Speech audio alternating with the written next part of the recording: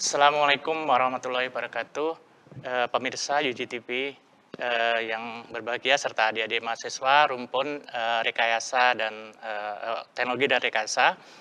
Ya, tidak terasa kita sudah masuk ke pekan ke-11 dalam kalender akademik dalam mata kuliah tim teaching teknologi kecerdasan artifisial. Untuk 1 jam ke depan, saya R. Suprianto akan menemani pemirsa dan adik-adik sekalian untuk tema hari ini terkait dengan web intelligence. Ya. Nah, untuk membahas web intelligence tersebut di studio telah hadir 2 orang narasumber. Kita sapa dulu. Pertama, Bapak Dr. Suni Arif Sudiro, Eskom MM. Kemudian yang kedua Ibu Ike Putri Kusuma Wijaya ST MMSI. Ibu Dr. Ike Putri Kusuma SST MSI. Mohon maaf. Ya, selamat jumpa kembali Pak Suni dan Bu Ike. Sehat semuanya? Alhamdulillah. Ya, tidak terasa ya, memang sudah masuk ke pekan 14, jadi kita kurang lebih tinggal 4 pertemuan lagi untuk menyelesaikan mata kuliah tim teaching terkait dengan teknologi kecerdasan artifisial.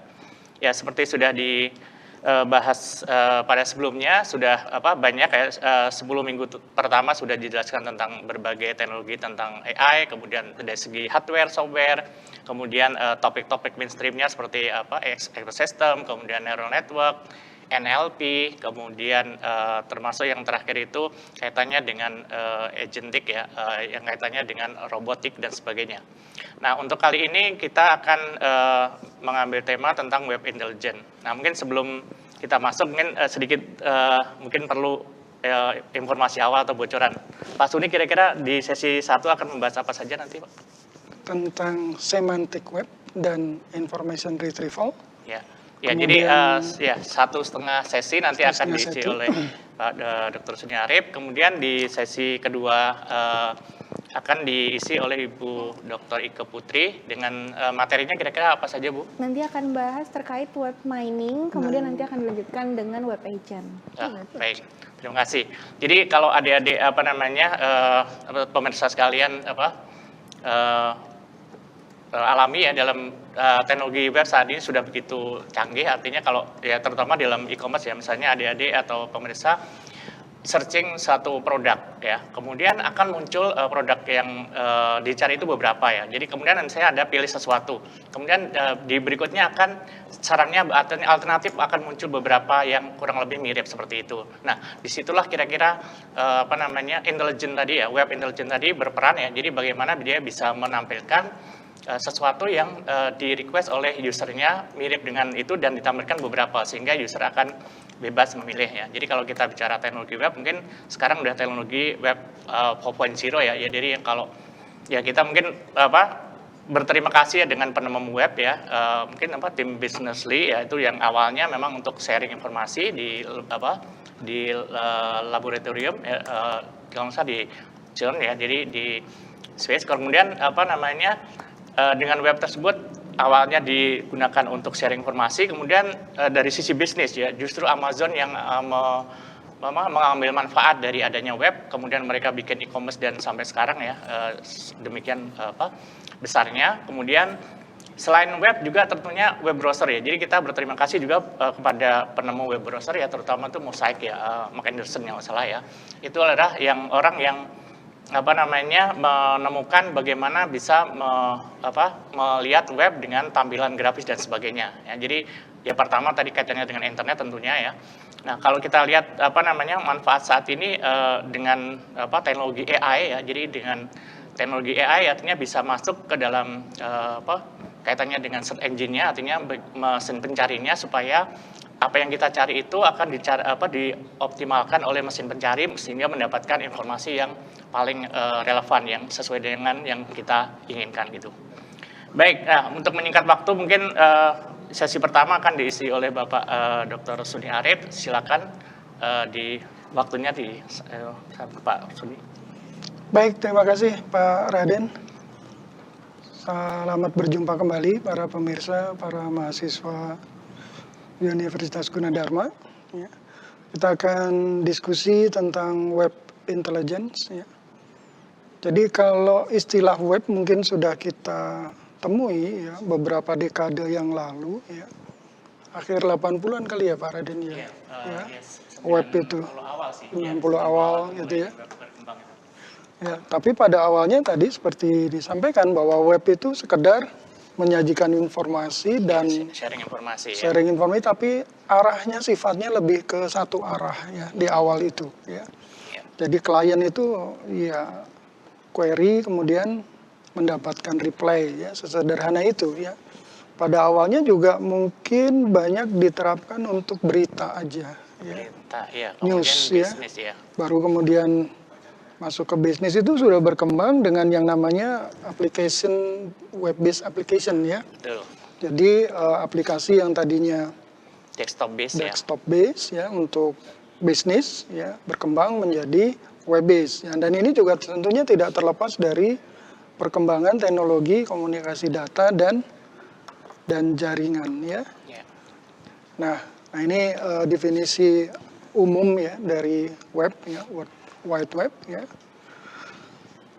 Adalah page sebetulnya ya, sebuah halaman yang menyajikan informasi dan tentunya informasi itu disediakan oleh kita biasa sebut sebagai server ya, sebuah komputer lain ya, dan informasi ini diakses oleh komputer-komputer lain ya sebagai klien gitu dan dijalankan oleh user-user di tempat yang jauh ya dari sumbernya ya. Makanya di sini ada yang disebut sebagai internet, net jaringan gitu ya, inter itu antar gitu aja ya, sederhananya begitu ya. Nah, ini ya kemudian sekarang berkembang ada istilah baru lagi yang namanya intelligence ya. Intelligence itu juga mungkin ya sudah beberapa waktu tapi lebih ke belakang daripada teknologi web itu sendiri ya. Nah, di sini merupakan gabungan gitu ya atau merge ya, merging dari dua teknologi ya. Yaitu teknologi web sendiri yang tadi ada kita perlu browser gitu ya, platformnya internet, kemudian tergantung dari informasi yang disajikan nanti ada protokol ya, HTML ya, FTP ya, kemudian untuk video ya, untuk streaming ya, dan kemudian lagi fungsi ya, prosesnya itu yang banyak digunakan adalah search engine ya. Nah, search engine pada awalnya sederhana ya, kita query sebuah term, sebuah istilah misalnya ya, kemudian akan diberikan hasilnya tapi terbatas gitu ya. Nah, bagaimana itu bisa bekerja ya, tentunya ada yang teknologi web yaitu semantic web ya, dan juga software-software lain ya yang dipakai di situ ya. Nah, kemudian munculnya artificial intelligence ya, ini dikawinkan ya, digabung ya dengan web teknologi ya, di mana di teknologi AI kita ketemu yang namanya knowledge representation, knowledge management ya, kemudian dengan dilengkapi sebagai mesin inferensi, maka terbangunlah sebuah sistem pakar ya, expert system. Di sana ada banyak fungsi yang digunakan, salah satunya adalah heuristic function ya, dan juga beberapa metode AI yang lain. Nah, ini sehingga dihasilkanlah ya sebuah web yang dikatakan sebagai web intelligence ya. Berbeda dengan traditionally web gitu ya. Jadi web yang sudah memiliki kecerdasan. Sehingga ditanya satu, kadang-kadang jawabnya jadi banyak ya. Dan ini bisa kita ambil plus minusnya tentunya ya, dan yang utama lagi bahwa peran dari user itu sendirilah nanti yang akan memilah ya informasi yang disajikan ya. Nah, ini ya. Nah, di dalam web intelligence ada banyak hal ya, ada semantic web ya, dipakai di search engine ya. Kemudian ontologi management ya, meta ontologi, interoperability ya, kemudian ada machine inference ya. Kemudian terkait dengan social intelligence ya, banyak tools yang dipakai, kemudian ada juga social network analysis ya. Nah, ini biasanya terkait dengan awareness context sebetulnya ya. Nah, search engine teknik sendiri ada beberapa, ya ada customized search, ada meta search engine, ada search engine optimization, ya. Jadi sebuah mesin pencari yang dioptimisasikan, ya, sehingga menghasilkan kecepatan, keakuratan, ya, dan ketepatan informasi yang diberikan, ya. Nah, kemudian ada lagi web knowledge management, ya. Jadi sebuah knowledge di dalam web. Ini kalau kita bayangkan, saya nggak tahu lagi ada berapa server di dunia ini, Pak Raden, Bu Ike, ya. Nah, itu makin besar scalability dari sebuah sistem, tentunya tata kelolanya juga semakin kompleks, ya. Nah, belum lagi yang aspek kedua nih, security, ya. Banyak titik, banyak sumber, banyak jalur, banyak entitas yang harus dikelola. Nah, ini celahnya makin besar, makin banyak, ya. Nah ini gabungan dari kontribusi dari artificial intelligence dan juga ICT contribution, ya. ICT itu misalnya perkembangan komunikasi data, dulu dari JPRS, ya, sekarang sudah LTE, ya, sudah 5 generation, ya, 5G, ya. Nah ini sangat mendukung sekali proses ini, ya, karena computation time, ya, menjadi salah satu esensial, ya. Ketika kita mengakses sebuah web, ya, apalagi ada intelijennya nih. Intelijen ini bukan berarti pinter begitu saja, tapi ada sebuah proses yang computation time-nya membutuhkan sumber daya yang luar biasa, ya. Nah, kemudian ini menghasilkan ada web information retrieval, ya. Nah, dulu mungkin kita terbatas pada apa yang disebut dengan data retrieval, ya. Kemudian berkembang menjadi information retrieval, ya. Nah, di situ juga tidak hanya sekedar retrieve, ya, tapi bagaimana mengukur, ya, kinerjanya, ya. Kemudian juga digunakannya NLP, ya, pada search engine yang merupakan tulang punggung dari information retrieval, ya. Kemudian berkembang menjadi web mining. Wah, ini lebih dalam lagi, ya. Di situ ada web lognya, ada structure miningnya, ya, web contentnya, ya.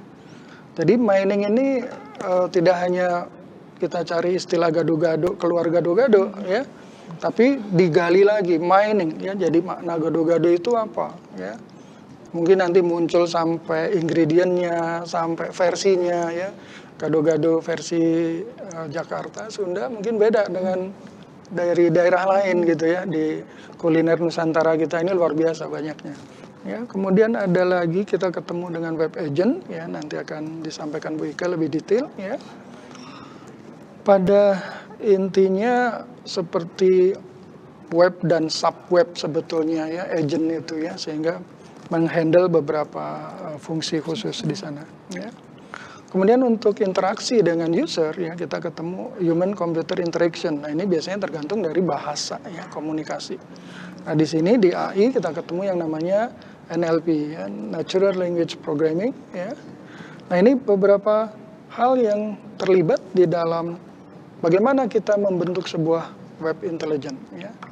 Nah, kita selanjutnya yaitu terkait dengan semantik, ya. Semantik itu kalau dari bahasa kalimat, ya, tata kalimat, ya. Nah, bagaimana bahasa kalimat-kalimat yang dipakai di web ini, ya. Nah, ini sehingga sebuah informasi itu bisa diberikan dengan arti yang lebih terdefinisi dengan baik, ya. Kemudian memungkinkan, ya, antara user dengan mesin, ya, dengan komputer itu bisa bekerja lebih baik lagi kerjasamanya, ya. Jadi komputer, ya, di situ ada gambar kecil di pojok kiri, ya. I know what you mean, ya. Komputer tahu apa yang dimaksudkan oleh si user itu, ya. Nah, ini tergantung dari semantiknya, ya. Nah, semantik web memiliki tujuan antara lain dengan tata bahasa kalimat yang tepat, ya. Maka ketika di search itu waktunya lebih singkat, lebih sedikitnya, lebih cepat dikeluarkan hasilnya, ya. Itu kemudian juga filtering, ya, hal-hal yang tidak penting mungkin bisa di skip oleh si search engine tadi, ya. Sehingga ketika kita menyampaikan apa yang kita inginkan dari sebuah komputer, sebuah mesin, itu bisa segera dipahami tadi oleh mesin, ya.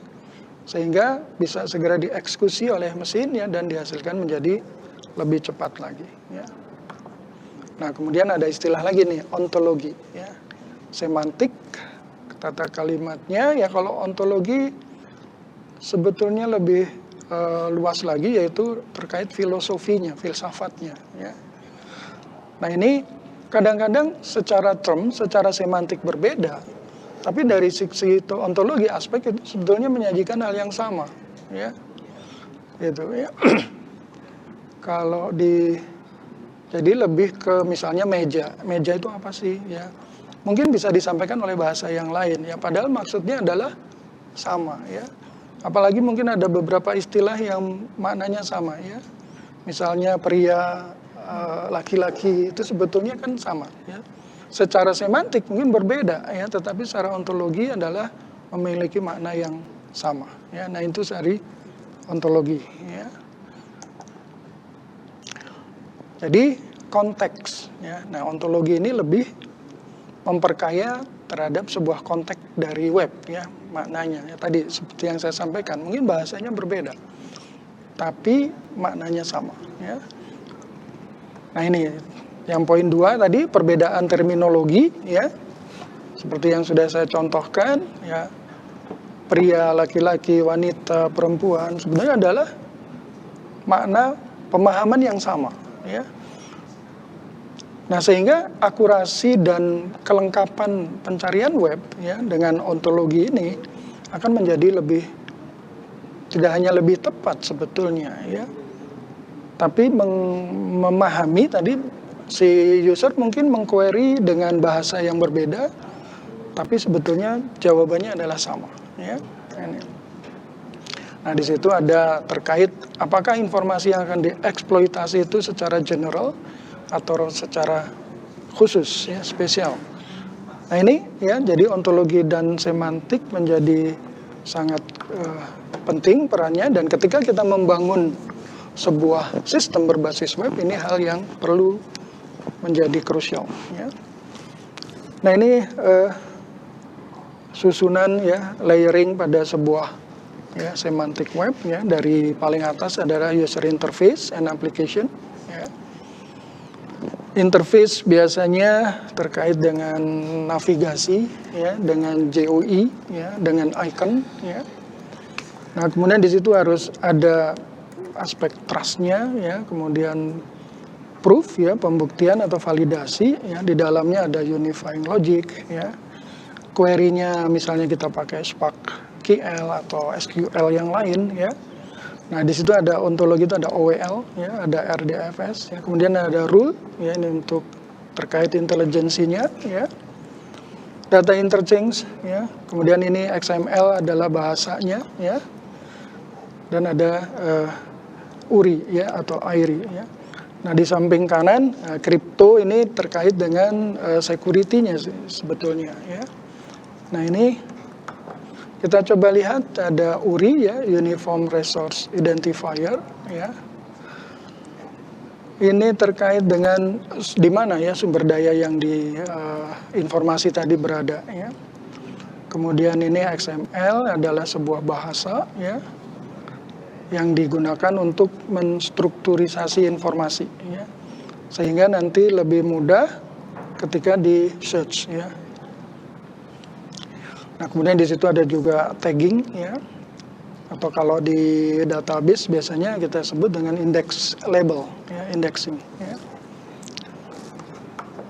Nah, ini RDF ya, Resource Description Framework ya, terkait dengan format data ya, terkait juga dengan di situ sumber daya yang ada di web ya, kemudian bagaimana dengan ontologinya ya. Dan serialisasi ya, urutan ya. Nah, ini semua mengacu kepada bahasa yang tadi sebelumnya dipakai, yaitu XML ya. OWL ya, ontologi web language ya, bahasa yang didasarkan pada description logic. Tadi kembali ontologi itu memaknai ya sesuatu yang berbeda mungkin saja menjadi makna yang sama, sehingga di situ ada description logic yang perlu dan penting ya. Sehingga ini menjadi bisa lebih kompleks ya. Nah, tadi perbedaan-perbedaan pada data ya, atau terminologi juga akan bisa diatasi ya. Spark QL ya, Simple Protocol and RDF Query Language ya. Nah, ini adalah salah satu bahasa query ya untuk triple RDF ya, dan ini banyak digunakan sebagai protokol ya untuk query data di web ya. Bahasa rule ya seperti SBRL misalnya ya. Nah, ini mempunyai fungsi untuk mengekstensi ya, memperkaya ya predikat dasar dalam sebuah bahasa. Nah, ini juga didasarkan pada logic description dan juga logika pemrograman ya. Ini seperti inference rule sebetulnya ya. Nah, ini bagaimana sebuah web ya, ada yang statik ya, misalnya www ya, di situ ada sintaktiknya, ada URI, ada HTML, ada HTTP, ini protokol ya sintaktiknya ya. Web service ya, ODDI ya, WSDL, SOAP ya. Dan dari sisi semantik ada semantik web ya, yaitu RDF. Dan ini mendukung ya terbangunnya sebuah intelligent web services ya. Nah, ini evolusi ya Pak Raden ya kurang lebih ya. Dari PC dulu, standalone PC ya, PC yang terkoneksi ya, kemudian the web ya, social web ya, sampai kita ketemu yang namanya sekarang yang intelligent web ya. Mungkin itu terkait dengan web Pak Raden ya. Kita akan lanjut ke information retrieval ya. Ya, mungkin sedikit lagi kan ya. Nah, retrieve ya. Retrieve mengambil bisa kita katakan juga ya. Informasi di sini ya. Nah, kita ketemu yang namanya database retrieval dan information retrieval ya. Data retrieval. Nah, kita berarti bicara tentang data. Data itu apa? Ya. Ada 3 kata kunci sebetulnya ya. Data yaitu yang pertama pasti sebuah fakta ya, fakta. Tapi jangan lupa, tidak semua fakta bisa diambil ya, sehingga ada kata kunci yang kedua yaitu collectible. Apakah fakta tadi bisa diambil ya? Ini kalau di kartu kredit apa Pak? Kolektabilitas. Ya, kolektabilitasnya berapa nih? 2, 1, 3 gitu ya. Bisa ya. Ya. Nah, ini collectible ya. Nah, ini saya coba contoh ekstrim ya, misalnya di kedalaman lautan itu banyak ikan cantik-cantik gitu Pak Raden. Iya. Ya kan? Belum tereksplor. Biasanya. Tapi untuk mendata, untuk dijadikan data itu sulit ya. Karena bagaimana kita mengukur, menghitung ikan di dasar laut 2000 km misalnya ya. Itu. Nah, kalau ada film-film menarik ya Pak ya, kalau misalnya Into the Core of Earth, wah itu masuk ke dalaman bumi sampai inti bumi, nah itu banyak sekali hal-hal yang disajikan meskipun itu masih fiksi ya, masih fiktif. Nah, sehingga collectible ini menjadi parameter ya yang tidak bisa dilewatkan ketika kita menjadikan sesuatu fakta itu menjadi data ya. Kemudian representable. Nah, untuk bisa jadi representable, apakah nanti kita simpan sebagai numerik, sebagai string, ya? Image yang bilang Image ya. Ada proses, ya. Karena biasanya fakta itu adalah besaran-besaran fisis yang sifatnya adalah kontinu, ya, atau analog. Ya, baik value maupun timingnya itu adalah kontinu. Ya, itu fakta biasanya. Nah, gambar misalnya warna itu juga analog perubahannya, ya. Merah muda, merah lebih muda atau lebih tua. Nah di komputer nggak bisa itu mengenali itu, maka harus direpresentasikan. Ya. Nah, proses representasi kita kenal ada 2 tipe, ya, yaitu encoding dan yang kedua adalah konversi. Ya. Nah, ini kalau ngomongin data nih, ya. Nah, nanti data yang diolah yang kita kenal dengan informasi. Nah, itulah bedanya antara data retrieval dengan information retrieval. Ya, jadi sudah ada proses terhadap fakta-fakta tadi, mungkin tidak hanya 1-2 fakta, tapi beberapa fakta, maka baru bisa jadi informasi. Ya. Nah, terkait data retrieval, ya, maka kita akan ketemu dokumen mana yang mengandung himpunan keyword. Ya. Jadi lebih, kalau panjangnya itu paling pendek lah, gitu ya. Mungkin hanya 1 word, 2 word itu data. Ya. Nah, untuk bisa meretrieve data ini, maka tentunya semantik yang digunakan untuk query harus didefinisikan dengan baik, ya. Sehingga galatnya, ya, errornya itu menjadi minimal, ya. Nah, information retrieval, nah tadi dia katakan adalah sesuatu terkait dengan objek, subjek ataupun topik, ya. Ya, sekumpulan data intinya. Sekumpulan kata, dan biasanya tidak hanya 1-2 kata, ya kan. Misalnya Jakarta siang ini nanti akan hujan, ya, itu informasi. Tapi informasi itu bisa dibangun karena apa? Karena pagi ini suhu udara sekian, ya, kecepatan angin sekian. Nah, itu ada kajiannya, ya, ada ilmu klimatologinya itu yang membentuk sebuah informasi. Ya. Nah, di sini dikatakan, ya, semantiknya dapat bersifat lebih longgar, ya, karena tadi kalau data kan benar-benar kata demi kata gitu, ya. Gitu. Nah, informasi error bisa lebih ditoleransi, ya. Tadi dibilang hujan ternyata enggak, ya nggak apa-apa gitu kan. Tapi kalau data dibilang, ya, kayak kita suhu tubuh kita 38 dibilang 40 kan bahaya udah, ya.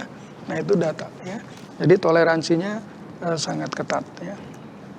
Nah, ini, ya, jadi terkait dengan information retrieval, ya, pencarian materi, ya, misalnya dokumen, ya, adalah sifat yang tak terstruktur, ya. Nah, ini terkait dengan kebutuhan informasi, ya. Kemudian representasi penyimpanan, pengorganisasian, ya. Nah, ini juga harus ditata kelolanya lebih baik lagi, ya. Proses retrieval, ya, informasi bukan datanya aja, ya, tapi sudah tadi kajian untuk menghasilkan informasi. Ya, kadang-kadang kajian ini bisa saja dilakukan di server ataupun mungkin bisa juga di klien, ya. Mungkin sampai sini dulu, Pak. Baik, ya. Raden. Terima kasih Pak Suni. Jadi adik-adik mahasiswa serta pemirsa UGTV, di sesi 1 tadi sudah disampaikan konsep tentang web, kemudian berbagai teknologi di dalamnya, termasuk juga semantik, ya, dan ya, yang terakhir terkait dengan bagaimana meretrieve atau memanggil kembali, ya, kurang lebih seperti, ya, data maupun informasi. Itu ada 2 teknik yang berbeda karena memang, ya, kalau kita bicara hierarkinya secara informasi itu kan paling bawah itu istilahnya noise gitu, ya. Kemudian yang tidak berarti, kemudian yang berpunya makna tadi data, kemudian di atasnya ada informasi, ya. Kemudian di atas nanti ada knowledge maupun meta knowledge, ya. Kurang lebih seperti itu kalau dalam model hierarkinya. Baik, jangan kemana-mana adik-adik dan pemirsa UGTV, kita nanti akan lanjut di sesi berikutnya masih terkait dengan information retrieval dan search engine, ya. Nanti akan, ya, sebagian dilanjutkan dulu oleh Bapak Dr. Suni dan berikutnya akan dilanjutkan dengan Ibu Dr. Ike. Demikian untuk sesi 1 ini, jangan kemana-mana, tetap di UGTV Official.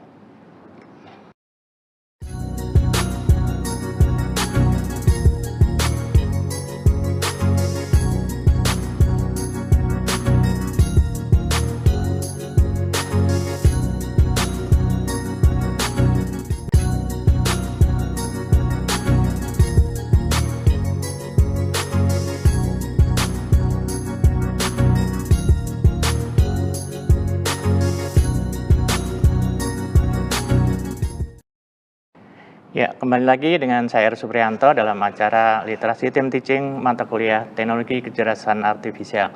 Di segmen pertama tadi sudah dibahas banyak tentang teknologi web, termasuk web engine dan sebagainya. Tentang semantik web dan sebagainya. Nah, kemudian di bagian akhir tadi sudah disampai pada pembahasan tentang information retrieval, ya. Nah, di segmen kedua ini nanti ada dua bagian, ada kaitannya dengan search engine dan nanti web mining. Tapi untuk awalnya kita lanjutkan dulu ke narasumber pertama, Bapak Dr. Suni Arif, masih melanjutkan yang tema sebelumnya, information retrieval, nanti dilanjutkan dengan search engine. Silakan, Pak. Pemirsa sekalian, sedikit kita lihat kembali terkait dengan information retrieval. Ya. Ada satu hal yang penting, yaitu secara teknis ya, kita perlu melakukan indexing ya terhadap dokumen ya, sehingga retrievalnya menjadi lebih cepat. Dan di indexing ini juga biasanya ada sebuah fungsi, yaitu sorting ya, pengurutan ya, sehingga indexingnya bisa menjadi lebih tepat nanti ya, sehingga pencariannya akan lebih cepat ya. Nah, kemudian ya tadi tujuannya adalah meretrieve dokumen ya, dan Informasi. terkait informasi ya, dengan kecepatan yang baik ya, dan juga relevansinya ya. Fokus kedua itu relevansinya ya. Ya, relevansi ini terkait topik ya, terutama sebetulnya ya. Kemudian juga information retrieval itu terkait dengan apa yang diminta oleh si pengguna tadi, oleh user ya. Nah, ini keyword ya menjadi hal yang penting ya, kalau teman-teman biasanya pakai googling ya. Nah, itu beda keyword itu hasilnya tentunya akan berbeda ya. Nah, ini karena beberapa hal yang terkait keyword ya. Ada synonym terms ya, ada ambiguous term ya. Nah, ini tadi kalau webnya mesin ontologinya bagus ya, mungkin ini kendala ini bisa teratasi ya. Ini contoh ya, information retrieval system ya, query ya, dan ada information retrieval system itu akan didasarkan pada apa yang disebut dengan dokumen korpus ya, sekumpulan dokumen ya. Oleh si IR system itulah akan dipilah-pilah ya, kemudian disajikan ya, sehingga kemungkinan kita akan dapat beberapa dokumen ya. Nah, ini lebih detail, user interface ya, text operation, ada query operation ya, indexing ya, kemudian database-nya ya. Nah, ini sistem secara umum ya. Mungkin teman-teman juga kalau kita pakai Explorer ya, kalau kita search file itu juga kadang-kadang window kasih message tuh, ini diindeks dulu apa enggak gitu kan ya. Nah, itu terkait dengan indeks tadi ya. Komponen dari retrieval system ada operation text, ada indexing tadi sudah kita sebut ya. Nah, kemudian searching dan ranking ya. Jadi mendapatkan, mencari, kemudian kalau sudah kita ranking ya, terkait dengan relevansinya ya. Gitu. Kemudian user interface ya. Menyajikan ya kepada user ya. Nah, biasanya adalah ya kita berdasarkan JWI ya. Nah, komponen utama searching juga adalah query-nya ya. Nah, ini query yang dipakai ya. Nah, kemudian ini tadi ada information retrieval, kita ke intelligent information retrieval ya. Nah, ini tadi saya menyampaikan bahwa intelijen ini menghasilkan yang lebih akurat ya, relevansinya lebih tinggi ya, dan juga lebih kaya ya, lebih banyak. Nah, itu untuk information retrieval. Kita lanjut ke search engine ya, mesin pencari ya. Sebetulnya ini adalah sebuah program ya, yang melakukan crawling data gitu ya, crawling berbagai sumber ya. Kemudian tadi di sebelumnya ada ranking ya, di ranking dinilai relevansinya. Nah, search engine ini ya akan mencari sesuatu berdasarkan keyword ya, kata kunci ya. Nah, kata kuncinya bisa individual word ya, kata-kata tunggal ya, atau istilah ya, atau mungkin sebuah kalimat ya. Tadi saya katakan ketika kita googling ya, apa yang kita ketikkan itu akan mempengaruhi hasilnya. Nah, ini komponen search engine secara umum ya. Jadi kita berikan sebuah query ya, nanti ada query analyzer ya. Kemudian diproses hasil query-nya, kita dapat yang namanya metadata ya. Nah, ini berdasarkan indeks dokumen database-nya ya. Nah, berdasarkan indeks itulah kemudian kirim ke web crawler ya untuk mencari di dunia maya ya, World Wide Web ya. Nah, begitu dapat ya, masih di pokoknya apa yang ketemu di World Wide Web itu diambil saja ya. Kita sebut sebagai unprocessed web page ya. Baru di dokumen indexer itulah dipilah dan dipilih ya. Ya, kemudian menjadi processes pages ya, page yang sudah diproses dikirimkan ke index dokumen database, artinya dokumen yang sudah terindeks ya, untuk kemudian dikirimkan ke matcher atau ke ranker ya, yang melakukan perankingan. Nah, dua sisi proses ini, sebelah kiri adalah responding cycle, sebelah kanan development cycle ya kita sebutnya ya. Responding cycle, kok responding ya, karena ini terkait dengan si user ya. Jadi untuk merespon si user itu ya. Nah, apa yang ada di development cycle ya, di situ ada web crawler ya, ada dokumen indexer ya. Web crawler tadi tugasnya apa? Crawling ya, mencari ya, mengambil ya. Kemudian baru di dokumen indexingnya ya. Nah, ini step 1, pre-processing the document ya, collecting, organizing and storing ya. Step 2-nya di parsing, di scan gitu ya. Kemudian baru dibuatlah term by document metric ya. Apakah value-nya ya ataupun term frekuensi ya dan sebagainya. Nah, responding cycle ya, query analyzer tadi menangkap ya apa yang diminta oleh user. Kemudian setelah melalui development cycle di matcher itu baru kemudian diberikan kepada user ya. Nah, buat search engine perlu dioptimisasi ya. Jadi ada proses cara taktik dan teknis di dalam mengoptimalkan halaman web tadi ya, sehingga memperoleh peringkat atas pada hasil pencarian ya.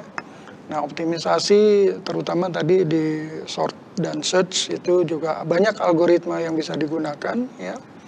Kemudian kalau tidak salah, boleh nggak nyebutnya si Mbah si itu ya, itu kan kita bisa tag ya web kita supaya kalau dicari dia muncul duluan gitu ya.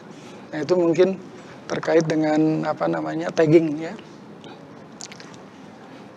Nah, ini misalnya kita punya toko ya, ketika di googling ya, maka sebetulnya googling ini yang pertama kan search engine ya yang bekerja ya. Nah, dengan optimisasi tertentu ya, maka hasilnya ini bisa dimunculkan duluan gitu ya di awal dari opsi itu ya. Nah, termasuk juga artificial ya, AI, karena beda ya, ketika beberapa tahun yang lalu saya googling itu langsung muncul cuman baris-baris gitu. Kalau sekarang kan enggak ya, ada itu pengkayaan ya. Baru yang di bawahnya nanti seperti yang konvensional ya. Nah, ini ya optimisasi ya, sehingga dengan optimisasi ya itu traffic kunjungan ke web meningkat ya. Popularitas web juga meningkat ya. Yang ujung-ujungnya kalau itu penjualan ya, penjualannya meningkat ya. Nah, ini elemen dari search engine optimization ya. Ada desain, kontennya ya, keywordnya, marketing, strategi, backlink ya. Nah, semuanya tentunya pakai protokol di sini HTML ya. Mungkin kalau dulu strategi dan marketingnya nggak ada misalnya, jadi sehingga hanya berdasarkan keyword saja ya. Nah, SEO ya, search engine optimization perlu diterapkan ya, karena ya sekarang kita merasakan juga ya, ketika kita ke e-commerce ya, kita cari-cari dulu tuh ya. Nah, hasil pencariannya nanti itu tadi ya, toko mana yang dimunculkan lebih dulu ya. Nah ini yang nanti akan tentunya merupakan chance ya, peluang ya untuk apa namanya hasil dari search itu menjadi profit bagi sebuah web ya. Mungkin itu Pak Raden, Bu Ike ya. Baik, ya terima kasih Pak Suni pemaparannya. Jadi intinya tadi kalau kita boleh tarik benang merahnya, tadi ada information retrieval, ada data retrieval, information retrieval maupun intelligent information retrieval. Jadi intinya bagaimana kita mengquery suatu informasi itu tergantung dari kecermatan kita ya dalam membuat query tadi. Jadi kalau istilahnya kalau dalam ChatGPT itu promptingnya gitu ya. Jadi semakin tepat query-nya semakin relevan informasi yang akan diperoleh gitu ya. Nah, ya kalau bicara tentang SEO ya, Search Engine Optimizer, memang ini banyak digunakan dalam e-commerce ya, terutama karena memang kalau orang cari supaya bagaimana supaya dia bisa muncul paling atas gitu ya, kalau misalnya di dalam searching engine-nya gitu ya. Dan itu adalah ada tekniknya, ada tekniknya, ada strateginya, bagaimana supaya pada saat di indexing itu dia akan muncul paling tinggi indeksnya gitu ya, sehingga ya kalau secara ekonomi memang dampaknya peluang untuk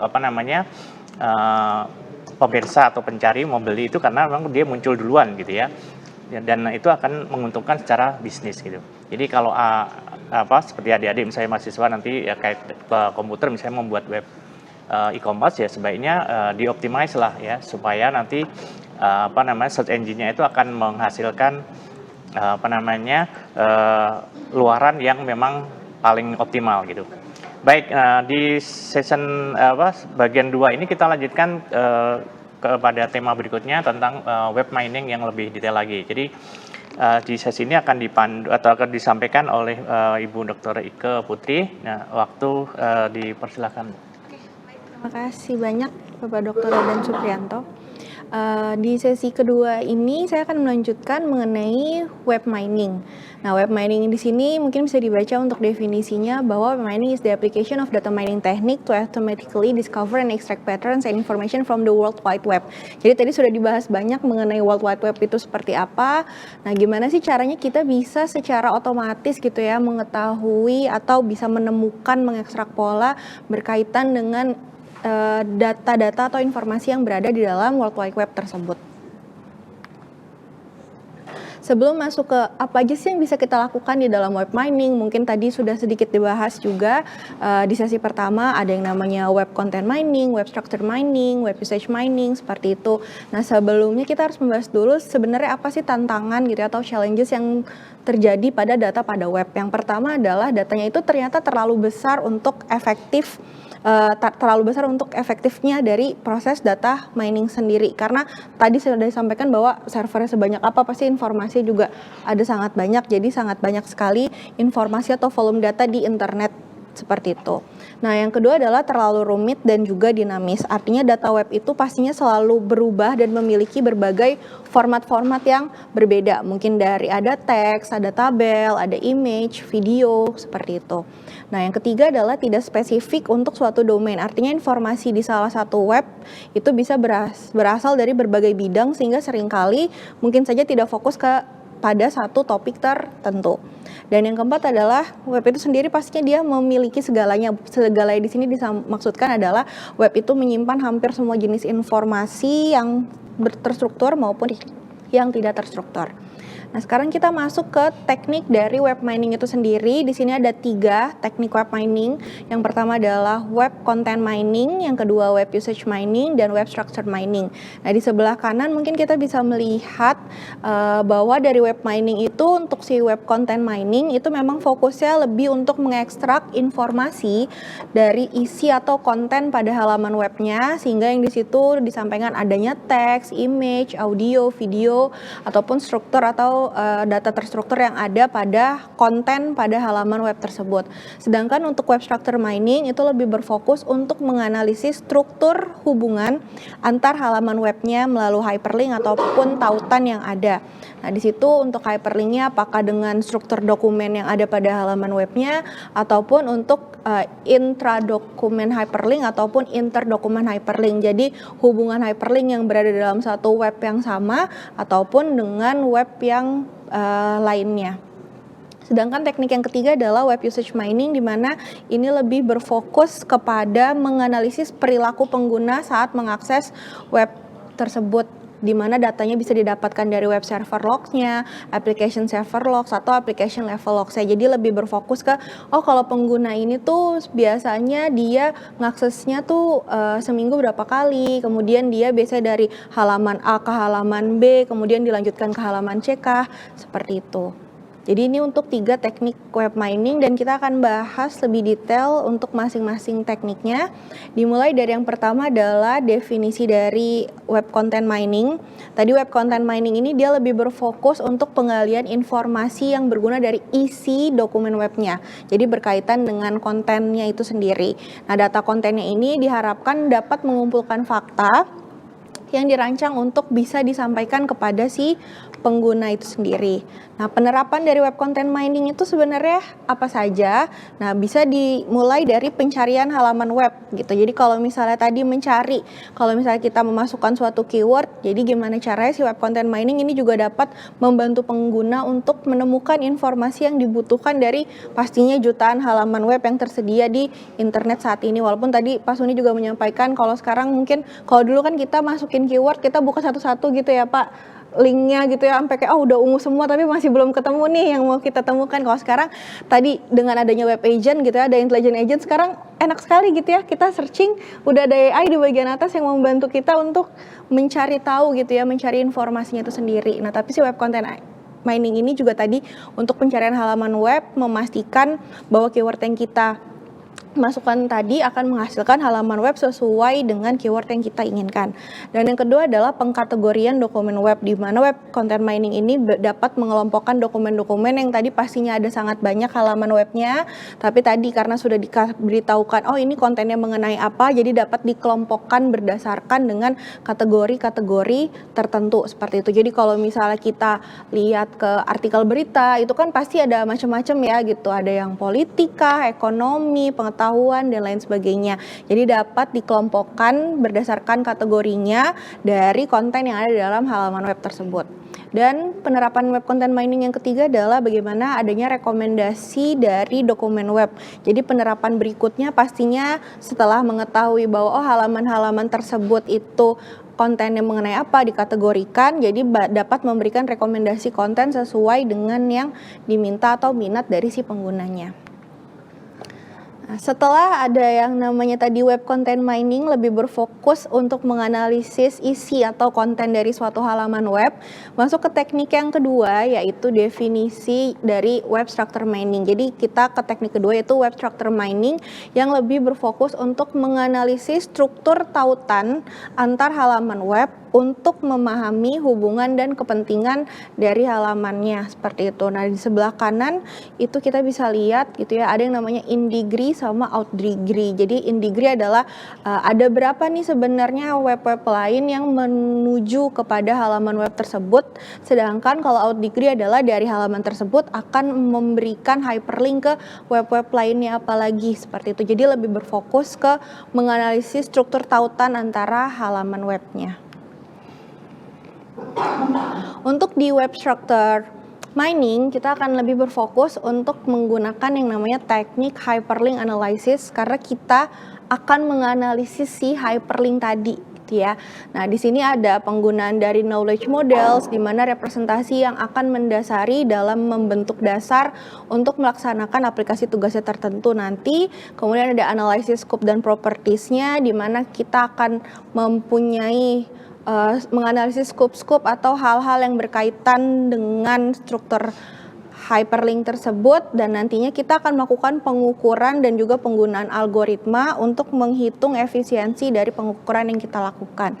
Atau kita bisa lihat dari gambar ini, jadi tadi diawali dengan adanya knowledge models, jadi bagian pertamanya ini model digunakan untuk merepresentasikan hubungan antar halaman web. Ada beberapa yang bisa kita gunakan di sini, contohnya bisa pakai graph base, bisa pakai Markov theory, maximum flow, atau probabilistic relational model. Jadi model-model pengetahuan ini dapat kita gunakan untuk merepresentasikan hubungan antar halaman web, karena di structure mining lebih fokus untuk menganalisis struktur hubungan antar halaman web tadi.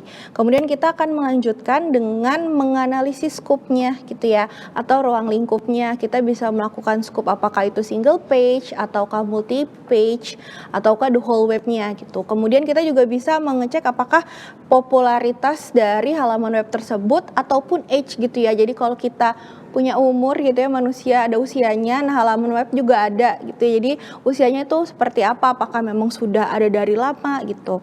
Kemudian yang ketiga, melanjutkan dari adanya knowledge models dan analysis scope and properties tersebut, maka akan dilakukan suatu pengukuran dan juga penggunaan dari algoritma yang akan melakukan proses hyperlink analysis tadi, apakah kita mau menggunakan PageRank, Hubs and Authority, Salsa, atau average clicks gitu ya. Jadi kita akan melakukan perhitungan manakah yang mau kita ukur dan nanti bisa diaplikasikan dalam penentuan apakah dari topic distillation, web page categorization, tadi adanya web communities, atau tadi juga ada web crawling. Kalau misalnya ada sebanyak web itu, mana nih web yang paling sesuai untuk kita lakukan crawling itu sendiri, atau nanti bisa juga berkaitan dengan si web usage mining yang berkaitan dengan analisis dari perilaku pengguna dalam menggunakan webnya.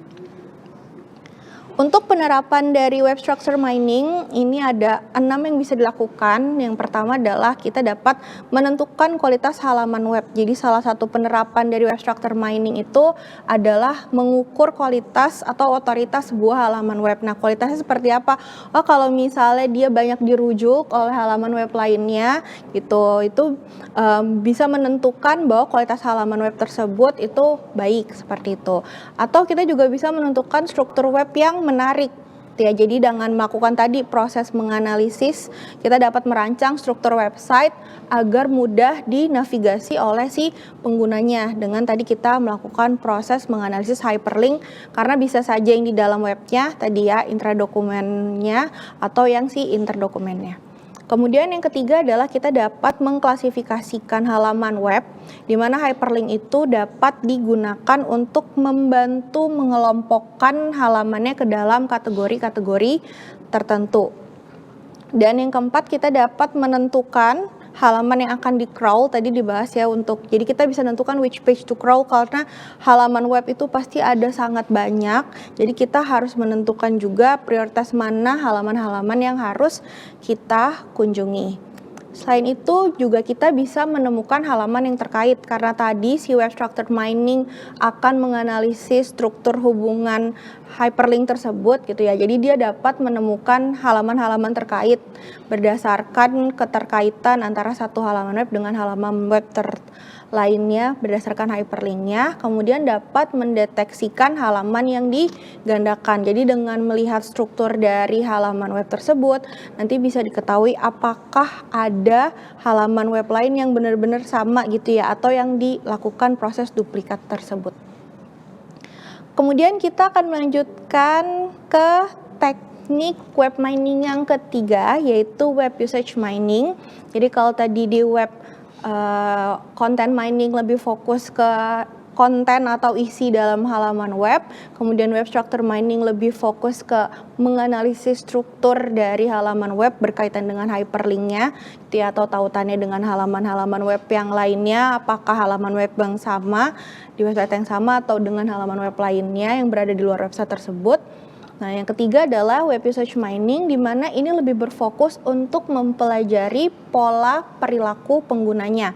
Jadi kalau kita mungkin cara menggunakannya bisa beda-beda, ada yang misalnya dari home dia akan melihat ke halaman A, kemudian dia lanjut ke halaman B, seperti itu. Jadi akan mempelajari pola perilaku dari si penggunanya, seperti misalnya kita melakukan proses klik, kita melakukan pencarian, untuk ngapain? Untuk memahami kebiasaan-kebiasaan dari si penggunanya. Jadi lebih berfokus ke penggunaan dari halaman web tersebut.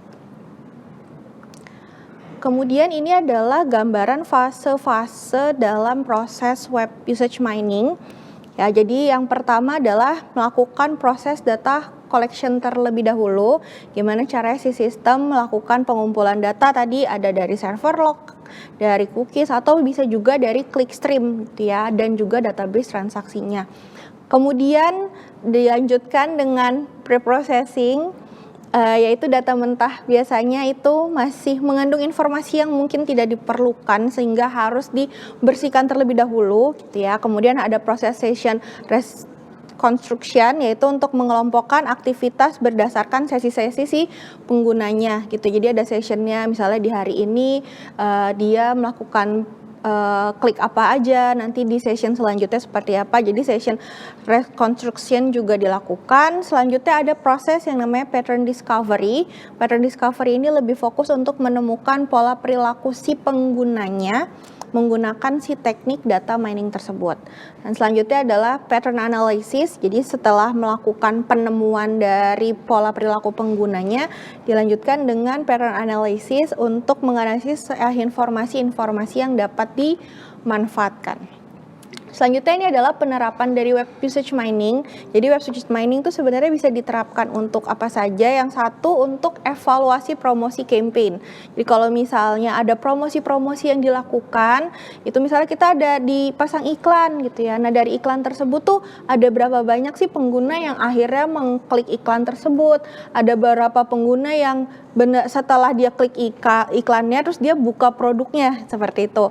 Atau ada berapa orang yang dia klik iklannya, dia cek produknya dan dia check out seperti itu. Jadi itu untuk mengevaluasi promosi campaign-nya.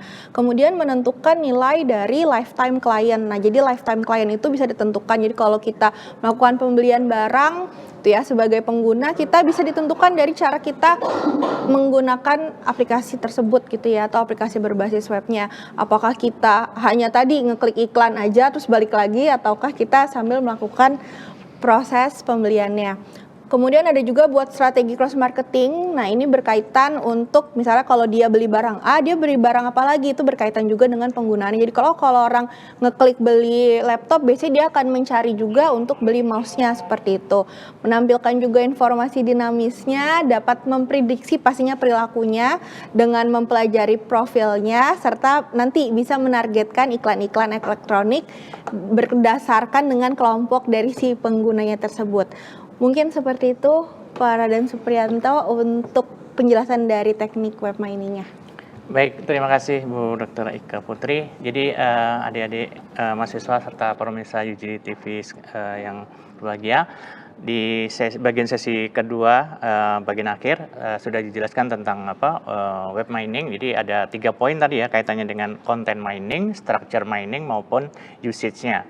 Jadi intinya kalau terkait dengan usage itu berarti kalau punya lognya berarti kita bisa memprofile ya user ini kebiasaannya ngapain ya, berapa lama dia menggunakan atau bermain di web itu dan sebagainya, itu bisa ketahuan. Jadi kira-kira seperti itu ya penggunaannya. Dan ya mungkin buat orang marketing itu biasanya artinya misalnya si A itu kebiasaannya seperti apa, dia suka mencari apa dan sebagainya, sehingga nanti pada saat membuka web akan dimunculkan sesuai dengan profil yang dia punya begitu.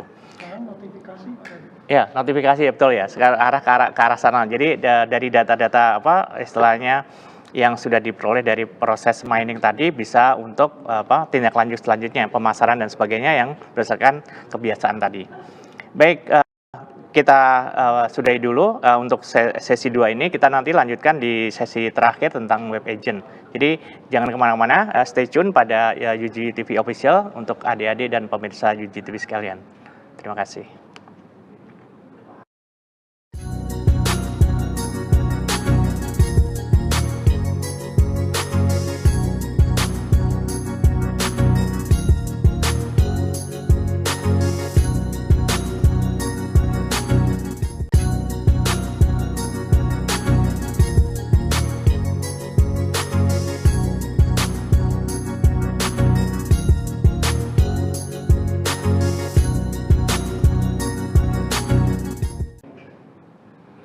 Ya, kembali lagi dengan saya R. Suprianto dalam acara Literasi Tim Teaching ke mata kuliah Teknologi Kecerdasan Artifisial. Ya, di 2 sesi pertama tadi sudah dijelaskan tentang web, konsep tentang web mining terakhir ya. Jadi kita sedikit lanjutkan lagi tentang web mining sebelum kita masuk ke web agent. Silakan Bu Ike lanjut. Oke, baik. Terima kasih Bapak Dr. Raden Suprianto. Saya akan melanjutkan mengenai analisis clickstream terlebih dahulu. Ini masih ada kaitannya dengan si web usage mining tadi. Nah, jadi gimana caranya kita sebagai pengguna atau customer gitu, kita menggunakan web Nah, proses penggunaan web itu nanti dia akan tersimpan ke dalam yang namanya si web logs itu sendiri. Nah, dari log itu nanti akan dilakukan preproses data dari tadi melakukan pengumpulan dari data kliknya, dari klik streamnya tadi, kemudian misalnya ada penggabungan di merging apabila dari penggunaan dari satu web dengan web lainnya gitu ya. Kemudian nanti akan ada proses cleaning terlebih dahulu.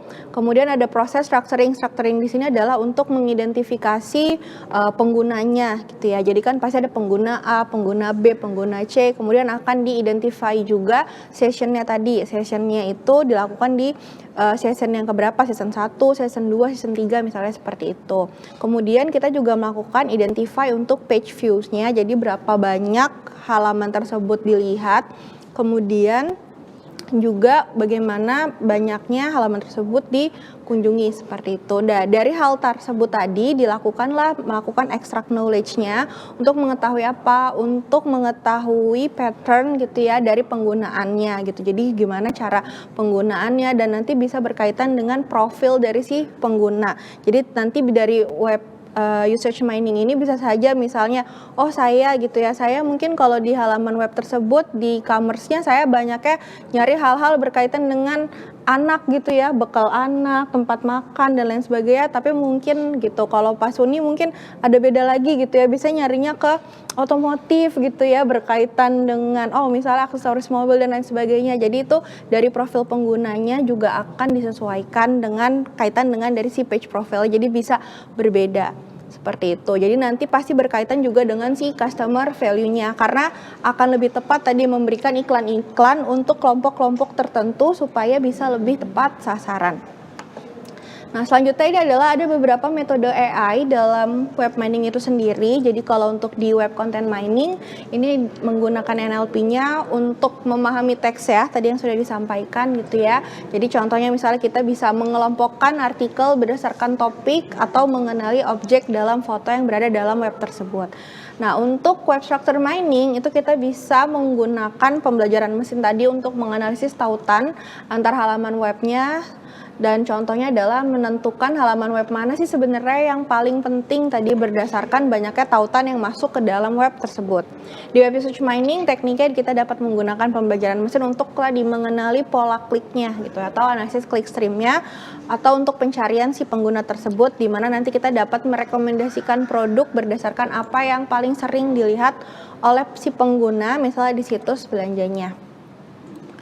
Kemudian ini juga ada beberapa aplikasi AI seperti mesin pencarian tadi Google sudah menggunakan AI. Jadi kalau misalnya kita mencari gitu, melakukan pencarian, itu biasanya sudah ada tambahan dari AI yang membantu kita untuk menampilkan hasil pencarian yang lebih relevan tersebut. Kemudian rekomendasi konten misalnya kalau kita melihat di aplikasi-aplikasi live streaming gitu ya atau untuk video, biasanya merekomendasikan video-video berdasarkan riwayat tontonan si penggunanya gitu. Tadi menggunakan si web usage mining-nya. Atau analisis sentimen untuk menganalisis ulasan di webnya untuk mengetahui gimana sih opini publik seperti itu, dan optimasi website pastinya di mana AI dapat membantu halaman web menjadi lebih menarik dan memahami apa yang disukai oleh pengunjung, dan biasanya kita menggunakan AI untuk lebih merasa dibantu gitu ya, nanti berkaitan juga dengan si web agent. Nah, selanjutnya di sini adalah web mining tools gitu. Jadi sebenarnya kita bisa menggunakan beberapa tools dalam melakukan teknik web mining itu sendiri. Yang pertama untuk web content mining kita bisa menggunakan data miner tool atau kita juga bisa menggunakan Scrapy tool. Jadi kalau web content mining itu lebih berfokus untuk mencari tahu atau menganalisis konten yang berada dalam suatu halaman web. Jadi si data miner tadi dia bisa menjadi tools untuk mengekstrak data-data yang berada dalam suatu halaman webnya seperti itu. Jadi kita tidak perlu harus membuat satu tools sendiri, tapi kita bisa menggunakan tools-tools yang ada dalam melakukan teknik web mining ini. Nah, untuk teknik web usage mining ada beberapa juga yang bisa kita gunakan seperti Google Analytics Tools, kita bisa menggunakan Similar Web Tool atau Oracle Data Mining Tool. Nah, di web usage mining jadi nanti Google Analytics Tool atau Similar Web Tool itu juga biasanya lebih membandingkan web-web yang serupa seperti itu untuk mengetahui bagaimana penggunaan dari si pengguna atau perilaku pengguna dalam mengakses halaman web tersebut berkaitan dengan teknik web usage mining-nya. Dan web mining tools yang ketiga untuk teknik web structure mining itu kita bisa menggunakan si Majestic Tools atau kita juga bisa menggunakan Bigso Tools seperti itu. Nah, untuk si Majestic Tools dan juga Bigso Tools, jadi kalau Majestic itu toolsnya untuk menganalisis backlink dan juga struktur link pada suatu website, karena di web structure mining itu akan lebih berfokus untuk menganalisis struktur dari hyperlink ataupun backlink terhadap web tersebut. Sedangkan kalau untuk Bigso juga sebenarnya sama, dia sama-sama menjadi framework yang digunakan untuk mengumpulkan dan memproses data webnya seperti itu ya. Jadi dari web crawlingnya, kemudian dia bisa melakukan pengumpulan hyperlink dan juga menganalisis struktur webnya. Jadi ini adalah beberapa contoh web mining tools yang mungkin bisa digunakan kalau misalnya kita mau melakukan penelitian berkaitan dengan teknik web mining, dari web content mining, web search mining, ataupun web structure mining. Nah, sekarang kita akan melanjutkan ke web agent. Di web agent ini sendiri ada beberapa challenge gitu ya. Di sini disampaikan bahwa modern web application development tuh sekarang sudah tidak seperti dulu lagi gitu ya. Karena apa? Sudah ada banyak pemanfaatan. Contohnya di sini adalah memanfaatkan AI dan juga chatbot gitu ya. Kalau dulu kita mau cari itu harus baca gitu ya. Makanya mungkin sekarang banyak orang yang kurang membaca karena biasanya sudah langsung dikasih jawabannya tanpa harus mencari informasinya terlebih dahulu gitu. Jadi udah biasa tinggal nanya dapat jawaban ya udah gitu. Sedangkan kalau mungkin tadi sebelumnya kita tuh harus benar-benar membaca, meneliti mana informasi yang ingin kita dapatkan seperti itu. Kemudian ada juga pemanfaatan dari moving background and video. Jadi kalau dulu mungkin webnya statis gitu ya, terus ada tulisan aja. Kalau sekarang sudah lebih banyak background yang mungkin nggak cuma foto tapi bergerak gitu ya, seperti video. Untuk apa? Untuk membuat web itu menjadi lebih menarik gitu. Atau kalau misalnya kita buka aplikasi gitu ya, suka ada tambahan-tambahan gitu ya, background gambar untuk menjadikannya itu lebih menarik. Kemudian yang selanjutnya adalah ada blockchain. Ini digunakan untuk gimana caranya meningkatkan keamanan dan transparansi data yang ada pada aplikasi berbasis web tersebut. Selain itu juga ada nih namanya virtual reality dan juga augmented reality yang dimanfaatkan dalam modern web application saat ini. Jadi kalau dulu kita mau ngelihat barang itu kita harus datang langsung ke tempatnya, sekarang sudah bisa memanfaatkan VR dan AR tersebut. Selanjutnya juga ada namanya motion user interface, gimana motion UI itu akan menggunakan animasi-animasi atau hal-hal yang berkaitan dengan peningkatan dari pengalaman si penggunanya dalam menggunakan aplikasi berbasis web atau si modern web application tersebut. Nah, di sampingnya ini sebenarnya ada gambar berkaitan dengan gimana sih sebenarnya kita untuk melakukan si modern web application development tersebut. Jadi pasti kita memulai dari kita mempunyai yang namanya si kontennya atau si raw datanya tersebut gitu ya. Jadi data-data yang ada, kemudian kita harus mempunyai reference atau knowledge-nya gitu, dan nanti akan menggunakan algoritma tersebut. Nah, berkaitan dengan tiga hal tadi gitu. Jadi yang pertama tadi adalah si raw datanya atau si kontennya, itu adalah si aggregated kontennya. Itu ya, bagaimana caranya ada banyak konten-konten yang bisa dimanfaatkan, dan lebih baik tadi adalah hal yang bersifat dinamis daripada hal yang bersifat statis. Kemudian kita akan menggunakan tadi reference atau si knowledge-nya, yaitu si references structures-nya untuk ngapain? Untuk menginterpretasi struktural dan juga si semantik dari halaman web tersebut. Dan nanti kita juga akan menggunakan algoritma seperti itu untuk memungkinkan aplikasi dapat memanfaatkan informasi-informasi yang tadi sudah kita miliki dan juga kita manfaatkan dengan si knowledge-nya. Kemudian lanjut ke web-based intelligence system, di mana web-based intelligence system ini adalah suatu sistem cerdas menggunakan arsitektur berbasis web dan antarmuka pasti yang ramah bagi si penggunanya, di mana web-based intelligence system ini akan menggunakan web sebagai platform untuk memberikan layanannya, dan antarmuka penggunanya itu menggunakan web. Nah, di sini kita masuk ke intelligent agent ya, di web agentnya itu sendiri.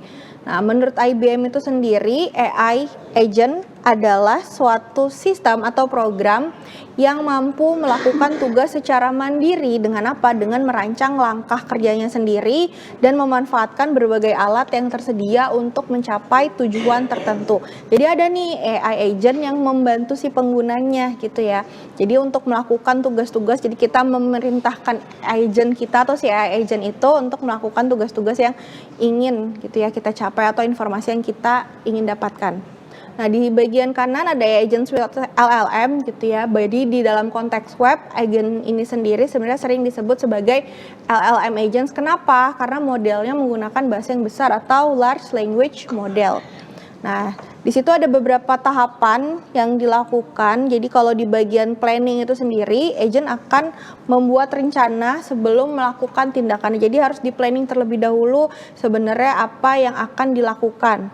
Kemudian ada juga memori di mana si agent ini sebenarnya akan menyimpan informasi-informasi yang pernah diterima sebelumnya gitu ya, dan juga sudah dipelajarinya itu nanti akan berkaitan dengan rencana yang ingin dia lakukan. Kemudian untuk LLM ini berkaitan dengan reasoningnya, di mana LLM ini akan berfungsi sebagai pusat pemrosesan dan juga untuk pengambilan keputusannya, dan akan ada external tools yang digunakan untuk alat-alat lainnya atau layanan-layanan lainnya yang sebenarnya bisa dimanfaatkan si AI agent ini untuk menyelesaikan tugasnya. Nah, selain menurut IBM, menurut CloudDraft sendiri menjelaskan bahwa web AI agents itu adalah sistem cerdas yang mampu menggabungkan komponen-komponen tadi atau berbagai komponen untuk memahami instruksi dari si pengguna. Jadi pengguna yang meminta apa, nanti web agent inilah yang akan membantu gitu ya dalam memahami konteks apa yang diminta oleh si pengguna tersebut dan juga melaksanakan berbagai tugasnya tadi secara otomatis. Nah, di sini kalau dilihat di gambar yang bagian bawah ya, itu jadi sebenarnya dari si agent itu sendiri pasti dia akan mendapatkan penugasan gitu ya dari si penggunanya. Kemudian nanti dia akan melakukan perception. Jadi persepsinya di sini adalah agen akan menerima informasi, berbagai informasi dari si lingkungannya, dan itu ada bagian brain yang di sebelah kanan di mana caranya si AI agent ini akan melakukan proses berpikir gitu ya. Dia akan think, dia akan berpikir dan juga akan mengambil suatu keputusan atau memilih salah satu tindakan yang nanti akan dilakukan pada bagian action tersebut. Nah, untuk AI pada web agent itu sendiri ya, jadi sebenarnya AI agent itu akan menjadi suatu agen digital yang bisa membantu kita gitu. Makanya tadi kalau yang sebelumnya menggunakan web gitu ya, mencari, mungkin kita akan dibantu carikan mana konten yang sesuai. Tapi kalau sekarang tadi biasanya di bagian atas gitu ya, kalau kita melakukan pencarian pakai search engine, sekarang udah ada AI yang bantuin kita untuk mencarikan informasi. Jadi kita minta cari apa, nanti dia sudah akan membantu kita untuk mencarikan atau menggunakan tugas tersebut secara otomatis. Nah, di sini ada beberapa intelligence levelnya. Ada level 0 di mana agen akan mengambil dokumen untuk pengguna di bawah perintahnya langsung. Ada level 1 di mana agennya akan menyediakan fasilitas pencarian yang dimulai oleh si penggunanya untuk menemukan halaman web yang relevan. Ada level 2 di mana agen akan memelihara profil dari si penggunanya, serta level ketiga di sini adalah agennya memiliki komponen pembelajaran dan deduktif untuk membantu pengguna yang tidak dapat memformalkan query atau menentukan target untuk pencarian. Namun kalau kita lihat dari di sini ada 5 levels of AI agents. Itu yang pertama ada reactive agent. Jadi dia itu bisa merespon input berdasarkan aturan yang sudah diprogramnya. Jadi dia tidak memiliki memori yang tersimpan sebelumnya gitu ya. Nah, sedangkan kalau level yang kedua itu ada yang namanya context aware agent. Nah, kalau yang di context aware agent atau di level 2 ini dia sudah menggunakan memori gitu ya, atau memiliki memori dan juga lebih bisa memahami konteks percakapan. Nah, level di atasnya lagi yaitu si goal oriented agent. Nah, kalau di level ketiga ini, si agentnya itu sudah mampu merencanakan dan menjalankan tugas untuk mencapai tujuan tertentunya. Ada juga si adaptive agent di level keempat, di mana kalau di adaptive agent ini, agentnya itu sudah belajar dari pengalaman dan dapat mengubah strategi tersebut secara otomatis. Jadi dia bisa mempelajarinya gitu ya, beradaptasi dengan informasi yang didapatkan, tugas-tugas yang diberikan, dan dapat melakukan pengubahan strategi secara otomatis oleh agent tersebut. Nah, yang paling tinggi lagi sebenarnya di sana adalah autonomous agents. Di sini autonomous agent ini menjadi level yang paling tinggi gitu ya, level tertinggi. Kenapa? Karena agentnya itu dapat belajar sendiri, dia bisa ngambil keputusan sendiri, dan juga menjalankan tugas-tugas kompleksnya itu secara sendiri. Tuh, jadi untuk level dari AI agent juga bisa beda-beda gitu ya. Jadi dari yang tadi level yang paling kecil gitu ya, level 1 yang di reactive agent, dia bisa ngerespon inputannya, tapi ada yang paling tinggi di level 5-nya sudah bisa melakukan pembelajaran sendiri seperti itu. Nah, kemudian untuk karakteristik dari intelligent agent, bahwa sistem cerdas tadi menggunakan arsitektur yang berbasis web, dia menggunakan webnya gitu ya. Dan kalau kita bisa lihat lanjut di sini ada gambaran dari karakteristik intelligent agent gitu ya. Jadi misalnya kita tuh mau nanyain gitu kayak agent kita, apa sih sebenarnya yang pengguna kita gitu ya anggap dari brand kita bulan kemarin gitu. Jadi kita mau tahu apa sih sebenarnya pendapat dari para pengguna kita gitu. Kalau sebelumnya kan kita mungkin harus melakukannya secara manual. Nah, tapi sebenarnya kita bisa meminta tolong kepada si AI agent, atau kalau di sini contohnya sebagai AI market research agent gitu ya. Si AI market research agent di sini dia bisa membantu kita gitu ya dalam melakukan tadi pencarian gitu ya. Untuk apa? Kita goalsnya sebenarnya ingin mendapatkan yang namanya si brand report itu sendiri ya. Jadi si AI market research agent nanti dia akan menggunakan apa? Menggunakan layanan-layanan gitu ya, atau tools-tools lain yang diintegrasikan.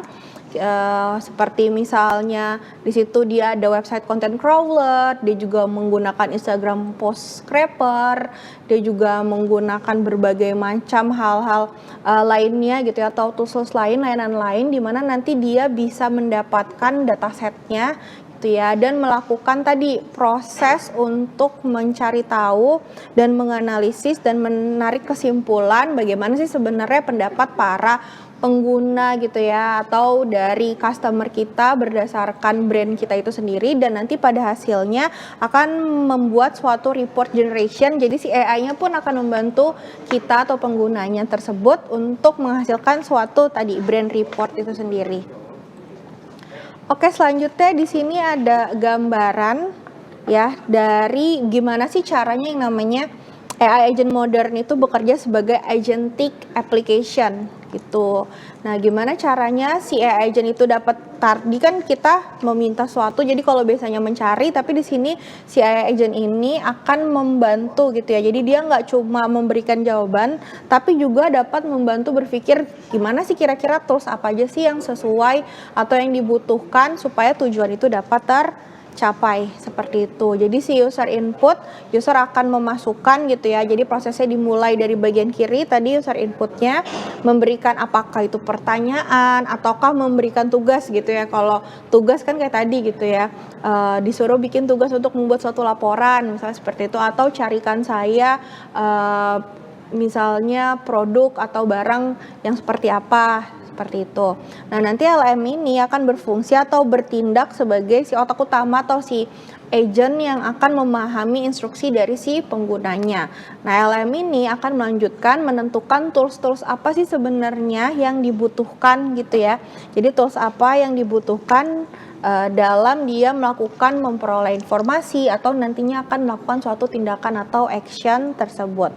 Nah, setelah itu dilakukan proses observation atau pengamatannya, di mana setelah tadi tool-tool tersebut, contohnya ada HTML, ada search API-nya, kita melakukan Math Library, seperti itu, kita Web Explorer, kita observation, dan memperoleh gitu ya, apakah informasi-informasi tadi sudah cukup atau belum, dan kalau misalnya sudah cukup maka kita bisa memberikan hasilnya kepada si AI agent tersebut gitu ya. Jadi inputannya dari user dan nanti akan mendapatkan outputnya dari si AI agent tersebut. Nah, di sini ada 9 area aplikasi utama dalam web-based software agent itu sendiri gitu. Yang pertama dapat membantu dalam alur kerja dan manajemen administrasi, seperti misalnya mengotomatisasi berbagai pekerjaan administratif yang berulang, dapat juga berkolaborasi baik dengan agent gitu ya, agent lainnya gitu, ataupun dengan manusianya, bisa mendukung e-commerce tadi gitu ya, dalam platform perdagangan elektronik, mendukung aplikasi desktop, jadi nggak hanya sebenarnya bisa digunakan dalam web tapi juga bisa digunakan di desktop, bisa dapat membantu dalam akses dan pengelolaan informasi termasuk pencarian dan frequently asked question, jadi bisa mencari tahu misalnya ada berapa banyak sih yang ditanyakan kepada perusahaan tersebut atau di web tersebut, nanti dijadikan suatu frequently asked question-nya, memproses email dan pesan, mengontrol dan mengelola jaringan, jadi sebenarnya banyak sekali area-area yang bisa digunakan oleh si web-based software engine tersebut. Nah, selanjutnya di sini juga ada salah satu contoh dari web agent yaitu Web Voyager, dan di sini si user gitu ya. User akan mengirimkan suatu query kepada si web software agent atau di sini adalah si Web Voyager-nya, dan dia akan melakukan observasi terlebih dahulu. Di observasi apa nih sebenarnya yang dia dapatkan? Yang dia dapatkan itu yang di sebelah kiri ya, adalah adanya screenshot image dan juga web element text-nya. Seperti itu. Nah, setelah si user tadi memberikan perintah kepada si web agent-nya, kemudian web agent melakukan observasi awal untuk mendapatkan informasi, maka dia akan melakukan apa? Dia akan berpikir gitu ya. Di situ ada thought-nya. Nah, thought-nya itu berdasarkan apa? Berdasarkan dari observasi yang diberikan dan juga tugas yang diberikan oleh si penggunanya. Setelah melakukan proses berpikir tadi, maka dia akan melakukan action gitu ya. Dia akan melakukan action, melakukan tindakan sesuai dengan tadi observasi dan proses berpikir itu. Setelah proses actionnya itu dilakukan, maka akan dilakukan proses observasi kembali. Jadi observasinya itu di awal setelah mendapatkan masukan dari si user, dan yang kedua setelah melakukan atau menentukan langkah-langkah yang tepat. Seperti itu, dia melakukan aksinya dan nanti akan dikembalikan kepada si usernya. Nah, di sini ada beberapa web-based software agents gitu ya. Jadi di sini kalau kita lihat ada pemisah antara yang sebelah atas dengan yang sebelah bawah. Jadi di sini ada di berbagai kategori seperti di knowledge di situ ya, seperti Google, mungkin di situ masih lambangnya Twitter gitu ya, kalau sekarang udah pakai X, atau di communication misalnya ada pakai Facebook, Instagram, WhatsApp, di commerce, entertainment, productivity seperti itu. Nah, jadi yang di bagian atas ini sebenarnya adalah bagian-bagian gitu ya, atau software yang saat ini sedang memegang hal-hal tersebut gitu. Tapi di bawah tuh disebut sebagai new players. Nah, kenapa jadi new players? Karena si new playersnya inilah yang sudah lebih memanfaatkan AI gitu ya, karena tadi kita juga mungkin kalau udah pernah dibantuin gitu ya, kayak personal assistant-nya ada ChatGPT misalnya di situ ya, atau Bard gitu, atau Jasper dan lain sebagainya. Ini pemanfaatan AI ini akan menjadi new player dalam kita menggunakan si web-based software agents tersebut.